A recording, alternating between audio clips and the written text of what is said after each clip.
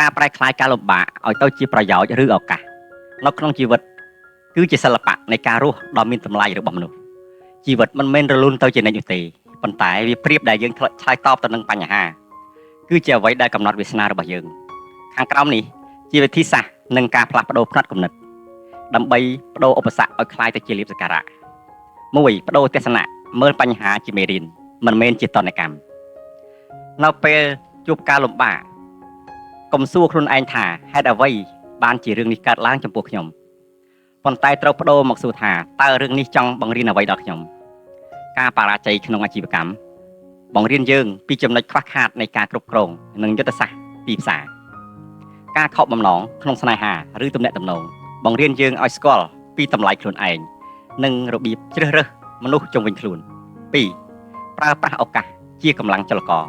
មនុស្សជាច្រើនជោគជ័យទៅបានដោយសារតែពួកគេធ្លាប់ឆ្លងកាត់ការមើលងាយឬភាពក្រីក្រ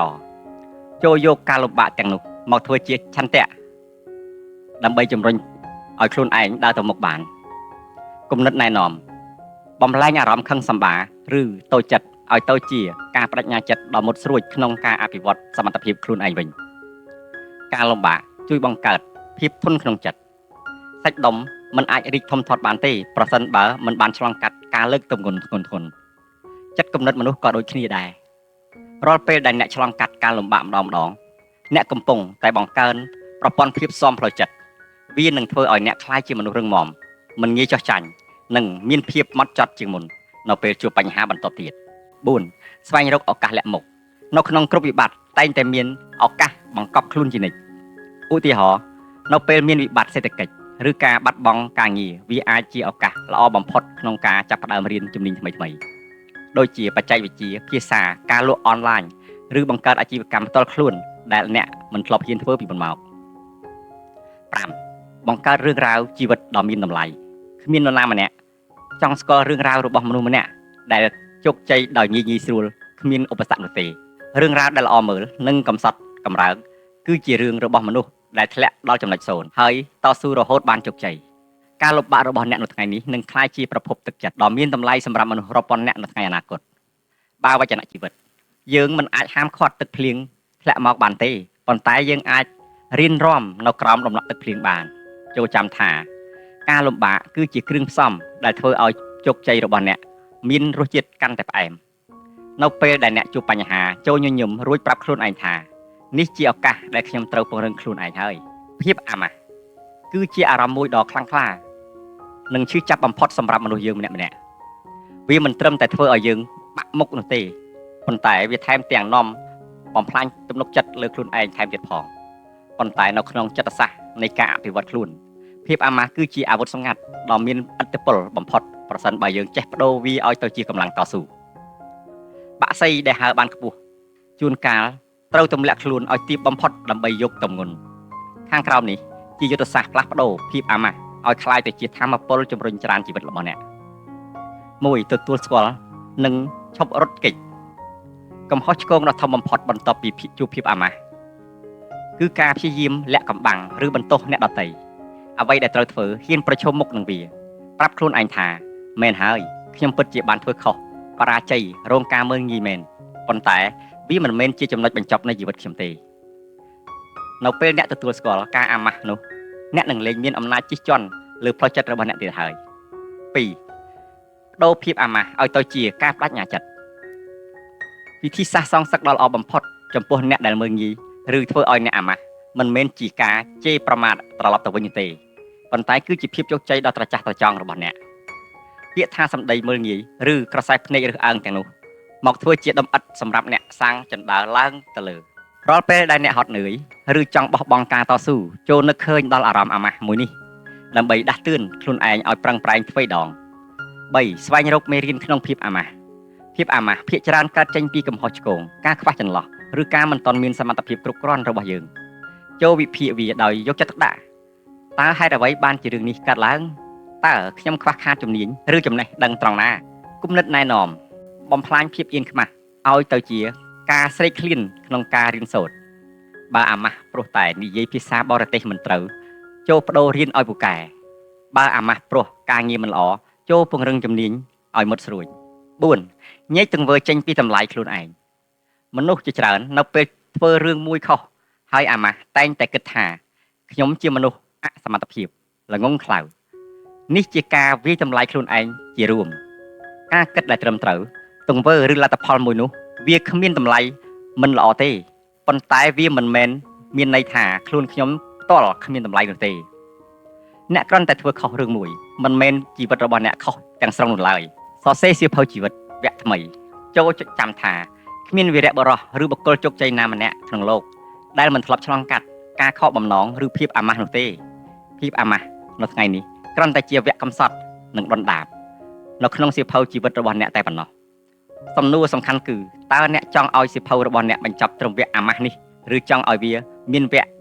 វាយបកនិងទទួលយកជោគជ័យនៅទំព័របន្ទាប់បើវចនៈពង្រឹងចិត្តកុំឲ្យការដួលរបស់អ្នកខ្លាចជាកន្លែងដែលអ្នកដេកជារៀងរហូតចូលក្រោកឈររស់រន់ឡើងភាពអាម៉ាស់ប្រៀបដូចជាធ្យូងថ្មបើអ្នកទុកវាចោល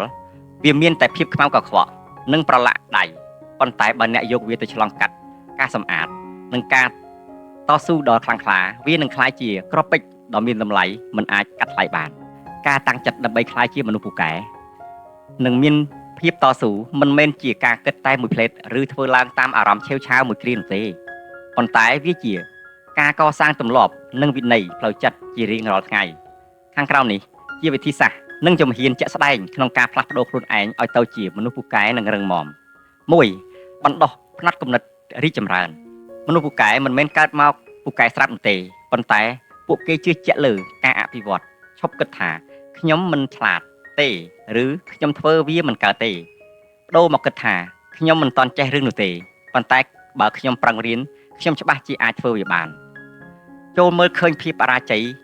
ជាទិន្នន័យសម្រាប់ការកែលម្អមិនមែនជាការវិនិច្ឆ័យសមត្ថភាពរបស់អ្នកឡើយ 2. កំណត់គោលដៅឲ្យច្បាស់លាស់និងបំបែកវាជាចំណែកតូចៗការតាំងចិត្តនិងរលាយបាត់ទៅវិញយ៉ាងឆាប់រហ័សប្រសិនបើគោលដៅរបស់អ្នកធំពេករហូតដល់ធ្វើឲ្យអ្នកថប់អារម្មណ៍កុំតន់អាលចង់ខ្លាយជាអ្នកជំនាញត្រឹមតែមួយយប់ចូលផ្ដោតលើការរីកចម្រើន 1% ជារៀងរាល់ថ្ងៃឧទាហរណ៍បើចង់ពូកែភាសាកុំគិតថាត្រូវចេះពាក្យ 10000 ពាក្យភ្លាមៗចូលតាំងចិត្តទន្ទិញនិងប្រើប្រាស់ឲ្យបានត្រឹមត្រូវ5ពាក្យក្នុងមួយថ្ងៃប៉ុន្តែវាជារៀងរាល់ថ្ងៃ 3. បង្កើតវិន័យជំនួសអារម្មណ៍ការលើកទឹកចិត្តគ្រាន់តែជាការដាស់តឿនឲ្យអ្នកចាប់ផ្ដើមប៉ុន្តែវិនិច្ឆ័យទេទើបជាអ្នកនាំអ្នកទៅដល់គោលដៅមនុស្សតស៊ូគឺជារបស់មនុស្សដែលធ្វើអ្វីដែលត្រូវធ្វើទោះបីជាថ្ងៃនោះពួកគេគ្មានអារម្មណ៍ចង់ធ្វើក៏ដោយបង្កើតកាលវិភាគច្បាស់លាស់សម្រាប់ខ្លួនឯងម៉ោងណាត្រូវរៀនម៉ោងណាត្រូវធ្វើការនិងម៉ោងណាត្រូវសម្រាករួចអនុវត្តតាមវាដាច់ខាត 4. អោបក្រសោបភាពមិនផាសុខភាពភាពពូកែនិងភាពស៊ូមិនអាចលូតលាស់ទៅក្នុងតំបន់សុខស្រួលបានឡើយនៅពេលអ្នកមានអារម្មណ៍ថាហត់ពិបាកឬធុញទ្រាន់នោះហើយជាសញ្ញាបញ្ជាក់ថាខួរក្បាលនិងសមត្ថភាពរបស់អ្នកកំពុងតែពង្រីកខ្លួនចូលវឹកហាត់ខ្លួនឯងឲ្យស៊ាំនឹងភាពលំបាកដោយការស្ម័គ្រចិត្តធ្វើកិច្ចការដែលពិបាកឬកិច្ចការដែលអ្នកដទៃប្រកែកមិនចង់ធ្វើ 5. ជ្រើសរើសបរិយាកាសនិងមនុស្សជុំវិញខ្លួនថាមពលរបស់អ្នកអាស្រ័យលើមនុស្សដែលអ្នករស់នៅជាមួយបើអ្នកនៅក្បែរមនុស្សដែលខ្ជិលច្រអូសនិងចូលចិត្តរអ៊ូរទាំអ្នកក៏នឹងក្លាយជាមនុស្សបែបនោះដែរចូលស្វែងរកនិងសេពគប់មនុស្សដែលមានចំណេះដឹងមានមហិច្ឆតានិងចូលចិត្តតស៊ូថាមពលវិជ្ជមានរបស់ពួកគេនឹងជំរុញឲ្យអ្នកមិនហ៊ានបោះបង់ 6. កត់ត្រានិងអបអរជ័យជំនះតូចៗការតស៊ូគឺជាការរត់ប្រណាំងចម្ងាយឆ្ងាយមិនមែនជាការរត់ល្បឿនលឿនចម្ងាយខ្លីនោះទេដើម្បីកុំឲ្យអស់កម្លាំងចិត្តពាក់កណ្ដាលផ្លូវចូលកត់ត្រារាល់ពាក្យរីកចម្រើនរបស់អ្នកទោះបីវាជារឿងតូចតាចក៏ដោយផ្ដល់រង្វាន់លើកទឹកចិត្តខ្លួនឯងនៅពេលសម្រេចបានជំហានតូចៗណាមួយដូចជាទិញកាហ្វេឆ្ងាញ់មួយកែវឬមើលកុនដែលចូលចិត្តគន្លឹះមាសមនុស្សពូកែមិនមែនព្រោះគេមានដងពីកំណត់ទេគឺព្រោះគេធ្វើរឿងដដែលដោយការយកចិត្តទុកដាក់ក្នុងរយៈពេលយូរជាងអ្នកដទៃសូមចាប់ផ្ដើមពីថ្ងៃនេះតទៅតើអ្វីជាជំនាញឬគោលដៅដំបូងមកអស់ដែលអ្នកអាចចង់តាំងចិត្តពង្រឹងវាឲ្យកាន់តែបាន